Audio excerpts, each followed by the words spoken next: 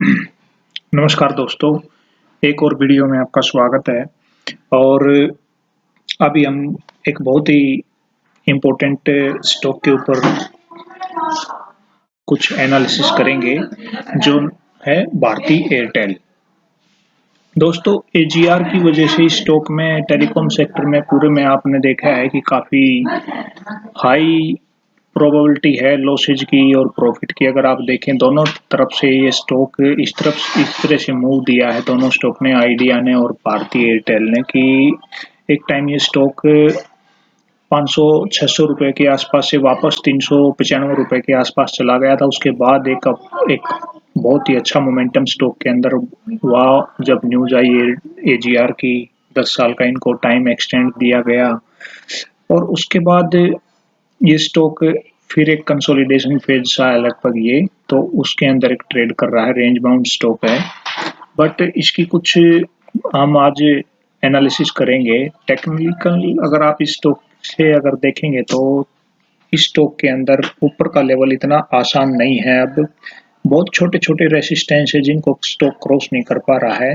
और इस स्टॉक का अगर आप नेचर देखेंगे तो जब ये स्टॉक मोमेंटम में होता है और जिस तरह से मोमेंटम के बाद भी ये स्टॉक अपना मोमेंटम ब्रेक कर देता है, आप देखिए यहाँ से कितना अच्छा मोमेंटम था स्टॉक में और फिर छोटी छोटी कैंडल बनाना स्टार्ट कर देता है बीच बीच में। उसके बाद फिर 2 दिन कैंडल अच्छी बनाई, फिर 2 दिन छोटी छोटी कैंडल फिर बनाना शुरू कर दिया। कहने का ये है कि ये जो स्टॉक है इसका जो नेचर है सॉरी इसका जो नेचर है वो इस टाइप का है कि ये बहुत बार स्टॉक रेंज बाउंड हो जाता है, कंसोलिडेशन फेज में चला जाता है स्टॉक और जब उसको ब्रेक करता है तो एक अच्छा खासा फिर आपको अपसाइड देखने को मिलेगा। देखिए इन लेवल्स में फिर स्टॉक ने एक अच्छा अपसाइड दिया और फिर कंसोलिडेट किया, फिर एक अच्छा 4 दिन अच्छी मूव दिया, फिर कंसोलिडेट किया, फिर 4 दिन अच्छा मूव दिया। तो दिस टाइप बट अगर आप इस लेवल पे अगर देखेंगे तो ये एक अच्छा खासा कंसोलिडेशन है। यहाँ पे लेवल 605 रुपए का, 606 रुपए के लेवल के ऊपर स्टॉक ने काफी बार कोशिश किया है ऊपर जाने का, बट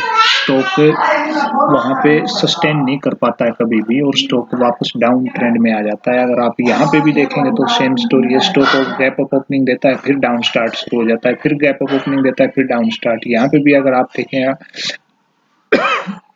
सॉरी तो स्टॉक वापस डाउन साइड में फिर आ जाता है। तो अब हम इसके कुछ फंडामेंटल्स पे चर्चा करेंगे, क्योंकि आपको टेक्निकल का मैंने बता दिया है, ऊपर का लेवल स्टॉक के लिए इतना आसान नहीं है, बट डाउन ट्रेंड में भी ये स्टॉक काफी अच्छा सपोर्ट है यहाँ पे 550 रुपए तक स्टॉक में। और जिस तरह का स्टॉक के अंदर न्यूज आ रही है पिछले 3-4 दिन से, काफी अच्छी अच्छी न्यूज आ रही है, मैं वो भी कवर करने की कोशिश करूंगा। और जिस तरह से स्टॉक मैनेजमेंट कंपनी का इम्प्रूव करना चाहता है एयरटेल को, वो काफ़ी पॉजिटिव है। और पिछले अगर 15 साल के अगर आप स्टॉक के अंदर मूवमेंट देखें तो इसमें 2600 रुपए काफ़ी बार लगाया है पिछले 15 साल में, बट 600 रुपए से ऊपर ये स्टॉक सस्टेन नहीं कर पाता कभी भी। बट दिस टाइम 5G है, लॉन्चिंग है, प्रोबेबिलिटी है कि एयरटेल या जियो कोई तो लेके आएगा, बट टेलीकॉम सेक्टर बूस्ट करने की कुछ पॉसिबिलिटी है यहाँ से, अगर सुप्रीम कोर्ट दोबारा से सुनवाई करता है तो। ओके, तो डाउन ट्रेंड भी पॉसिबल है स्टॉक के अंदर, बट एक रिजल्ट के अकॉर्डिंग टेक्निकल से ज़्यादा यहाँ पे इस कंपनी के फंडामेंटल्स इम्पोर्टेंट हैं, तो हम उसको देख लेते हैं एक बार। अगर आप यहाँ पे देखेंगे तो कंपनी का जो पी रेशियो है वो लगभग, यहाँ पे देखिए कंपनी का जो पी रेशियो है वो लगभग माइनस में है, -8.69। जो सेक्टर का पी रेशियो है उससे तो ठीक है, सेक्टर का पी रेशियो 11 है, इसका पी रेशियो 8 है।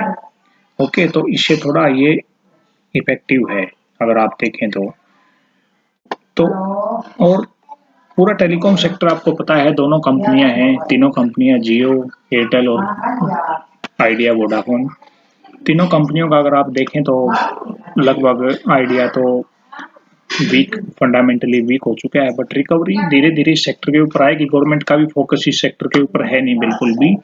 तो बाकी बैलेंस शीट के ऊपर अगर हम बात करें तो बैलेंस शीट के ऊपर आप देखेंगे तो कंपनी ने सेल्स जो थी, कंपनी की सेल्स रेगुलर इंक्रीज हुई है और एक्सपेंसेस भी कंपनी के लगभग स्टेबल है। अगर आप देखें तो 14,200 करोड़ से 14,600 करोड़ की कंपनी के एक्सपेंसेस है, ये भी स्टेबल हैं। कंपनी कोशिश कर रही है कि अपने एक्सपेंसेस को कंट्रोल करे। और अगर यहाँ पे ऑपरेटिंग प्रॉफिट की बात करें तो कंपनी ने दिसंबर 2019 से दिसंबर 2000 के बीच 5% का operating profit margin growth record किया था यहाँ पे। ये देखिए 10 दिसंबर 2019 से दिसंबर 2020 year on year basis. And अगर आप लास्ट क्वार्टर से देखें तो वहाँ भी एक अच्छी खासी ग्रोथ आपको लगभग 1500 करोड़ रुपए की यहाँ पे है। और ये क्वार्टरली रिजल्ट की बात कर रहे हैं हम। और उसके बाद अगर आप देखें तो यहाँ पे नेट प्रॉफिट है जो कंपनी का वो पॉजिटिव में है। लास्ट अगर आप देखें तो ये देखिए माइनस में जाना स्टार्ट हुआ था कंपनी 2019 में, दिसंबर 2019 ये सब माइनस वाले हैं। बट अगर यहाँ पे देखें ईयर ऑन ईयर बेसिस अगर आप क्वार्टरली रिजल्ट देखें नेट प्रॉफिट की तो ये देखिए -1000 करोड़ से कंपनी प्रॉफिट में आई 854 करोड़, जो एक पॉजिटिव साइन है कंपनी का। कंपनी कोशिश कर रही है। और अर्निंग पर शेयर भी अगर आप देखें -45 से अप्रोक्स प्लस में ₹1.5 यहाँ पे कंपनी ने अर्निंग पर शेयर रिकॉर्ड किया है। ये कंपनी का ईयरली स्टेटमेंट है। और यहाँ पे अगर आप देखें तो मार्च 2020 में 19 के मुकाबले 7,000 करोड़ की ग्रोथ है। बट एक्सपेंसेस कंपनी ने कितने कम किए ये देखिए 56,000 करोड़ के एक्सपेंसेस थे जो कंपनी ने 51,000 करोड़ के किए हैं। मैं पहले भी ये चीज आपको बताई है कि कंपनी एक्सपेंसेस को कम करने के लिए डेडिकेटेड है पूरी तरह। और जिस तरह की बैलेंस शीट यहाँ पे दिखा रही है तो पॉसिबिलिटी है कंपनी प्रॉफिट में धीरे धीरे आएगी।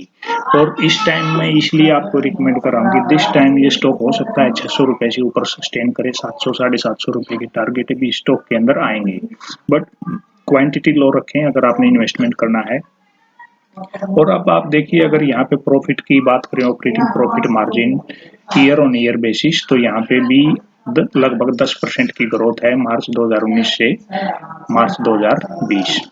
और नेट प्रॉफिट अगर कंपनी का अगर आप देखें तो ये देखिए जो नेट प्रॉफिट है ये आपको एजीआर के बाद जो डिसीजन आया था उसके बाद का ये है टोटल ड्यू कंपनी के पास, जो -32,000 करोड़ रुपए कंपनी को नेट प्रॉफिट यहाँ पे दिखाया है कि पहले कंपनी लॉस में थी। और कंपनी ने यहाँ पे नेट प्रॉफिट कंपनी ने लॉस दिखाया था कि -32,000 करोड़ रुपए हम ऑलरेडी लॉस में चल रहे हैं। ओके, तो ये कोई इशू वाली बात नहीं है। बट कंपनी का अगर आप ग्रोथ देखेंगे तो कंपनी ग्रोथ में चल रही है लगातार। ओवरऑल कंपनी ने लॉस दिया है। ये बैलेंस शीट में भी आपको मोटा मोटा मैं बता देता हूँ, कवर करते हैं जल्दी जल्दी। मार्च 2020 में अगर आप देखें तो 2700 करोड़ का था। सेम फिगर यहाँ पे सितंबर 2020 में कंपनी ने दिखाया है। बट अगर आप इसको कंपैरिजन करेंगे वो year on year basis share capital तो 22,000 करोड़ का है, जहाँ पे 800 करोड़ की कैपिटल इन्होंने अपनी इक्विटी शेयर से इंक्रीज की है। और रिजर्व कंपनी के पास 56,000 करोड़ का है जो पिछले क्वार्टर से और ईयर ऑन ईयर बेसिस भी ये कम है। रिजर्व कंपनी के पास वो कम हुआ है क्योंकि अगर आप कंपनी की बोरोविंग देखेंगे तो लगभग 1,60,000 करोड़ की है। इसका रीजन ये है कि इस कंपनी का जो बिजनेस है वो इस टाइप का है कि इसके एक्सपेंसेस ज्यादा होते हैं। कंपनी की कभी टावर की कुछ प्रॉब्लम होती है, कभी कुछ नेटवर्किंग का इशू होता है, कभी स्टाफ मैनेजमेंट को लेकर कुछ इशू होता है। क्योंकि पूरा काम टोटली इसका ग्राउंड का है कंपनी का, तो इसलिए इसके एक्सपेंसेस ज़्यादा हैं और कंपनी ने उनको मिनिमाइज करने की कहीं ना कहीं कोशिश की है, जो हमने क्वार्टरली बैलेंस शीट में देखा है। अब यहाँ पे कंपनी के टोटल एसेट्स काफ़ी ज़्यादा हैं, 3,40,000 करोड़ के। अगर उसके कंपैरिजन में अगर आप लाइबिलिटी कंपनी की देखेंगे 1,21,000 करोड़, तो मैं कहूँगा कंपनी एक अच्छी पोजीशन में है। कंपनी के पास रिजर्व भी लगभग 60,000 करोड़ का है, जो नेगेटिव नहीं है, काफ़ी अच्छा है। और कंपनी के पास अगर कैश फ्लो देखेंगे तो कंपनी के पास कैश फ्लो सबसे मजबूत है। मैंने बहुत सारी कंपनी में देखा इतना कैश फ्लो कंपनी के पास होता नहीं। स्ट्रॉन्ग कंपनी है, इसीलिए आज से ये कैश फ्लो इसका 7,676 करोड़ का है।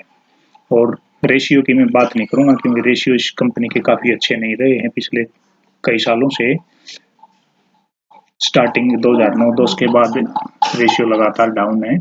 और एफएफआई की और डीआईआई की यहाँ पे होल्डिंग्स काफी अच्छी, इसमें 17% लगभग 22% और पब्लिक की तकरीबन 4%। तो काफी अच्छी फंडामेंटल सभी मेरे को इस कंपनी में लग रहे हैं वो एक्सपेक्टेड है, पॉजिटिव रिजल्ट इसके आएंगे, जल्दी ही प्रॉफिट मेकिंग कंपनी होगी